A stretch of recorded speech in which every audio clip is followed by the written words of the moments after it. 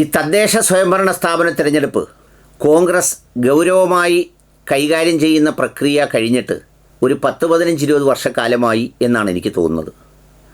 തദ്ദേശ സ്വയംഭരണ സ്ഥാപന തിരഞ്ഞെടുപ്പുകൾ വരുമ്പോൾ അതാത് പ്രദേശത്തെ സാധാരണക്കാരായ മനുഷ്യർ അവർ നിൽക്കുന്നു, അവർ മത്സരിക്കുന്നു, അവർ ജയിക്കുന്നു എന്ന് പറയുന്ന അല്ലെങ്കിൽ തോൽക്കുന്നു എന്ന് പറയുന്ന ഒരു സംഗതിക്കപ്പുറത്ത് ഇതിനെ ഒട്ടും ഗൗരവമായി കണ്ടിരുന്നില്ല എന്നത് ഒരു വസ്തുതാപരമായ കാര്യമാണ്.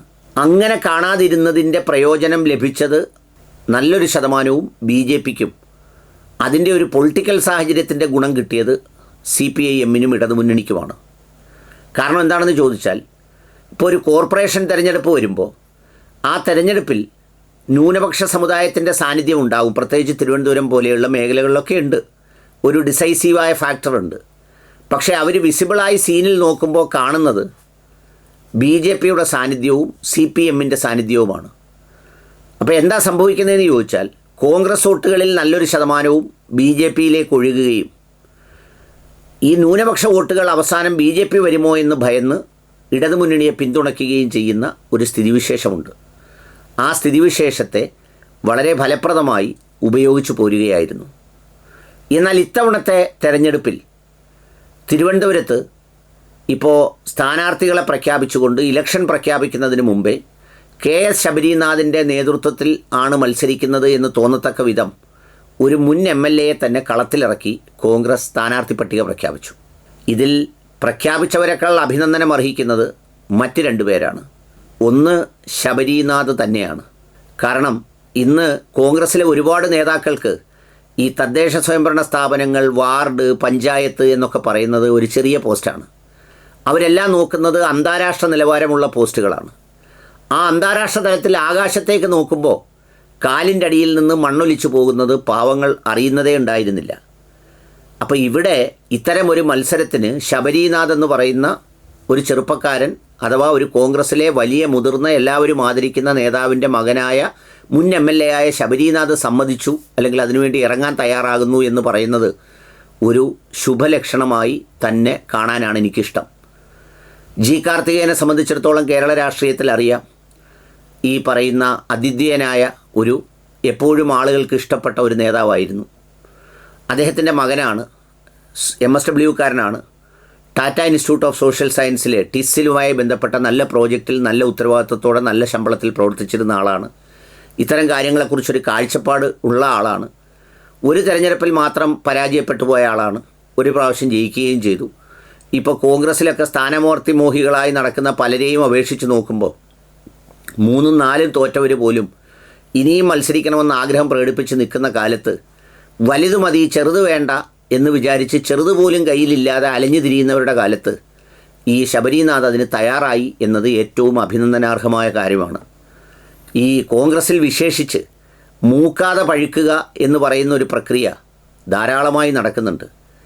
ആ സന്ദർഭത്തിൽ ഇതുപോലൊരു ഗ്രാസ് റൂട്ട് ലെവൽ എക്സ്പീരിയൻസ് നമ്മൾ മനസ്സിലാക്കേണ്ടത്, ഈ തദ്ദേശ സ്വയംഭരണ സ്ഥാപനങ്ങളെന്ന് പറയുന്നത് ഇന്ന് കേരളത്തിലെ ഏറ്റവും വലിയ ജനങ്ങളെ സ്പർശിക്കുന്ന വിഷയങ്ങൾ കൈകാര്യം ചെയ്യുന്ന ബോഡികളാണ്. തൊഴിലുറപ്പ്, കുടുംബശ്രീ, പിന്നെ മറ്റ് പല വരുമാനദായക പരിപാടികൾ, ഗ്രാമീണ സംഘാടനവുമായി ബന്ധപ്പെട്ട പരിപാടികൾ, ഇത്തരം പരിപാടികളുടെയൊക്കെ ഒരു ഇടമാണ്. യഥാർത്ഥത്തിൽ സർക്കാർ പരിപാടികൾക്കും അതുപോലെ തന്നെ ഒരു പരിധി കഴിഞ്ഞാൽ പൊളിറ്റിക്കൽ പരിപാടികൾക്കുമൊക്കെ ഒരു വലിയ ജനകീയ മാനം നൽകുന്നത് തദ്ദേശ സ്ഥാപനങ്ങളാണ്, തദ്ദേശ സ്വയംഭരണ സ്ഥാപനങ്ങളാണ്.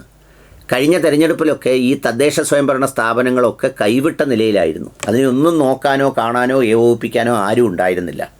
പക്ഷേ തിരുവനന്തപുരത്ത് ഇങ്ങനെ ഒരു സംഗതി ഉണ്ടായി എന്നുള്ളത് നല്ല കാര്യമാണ്.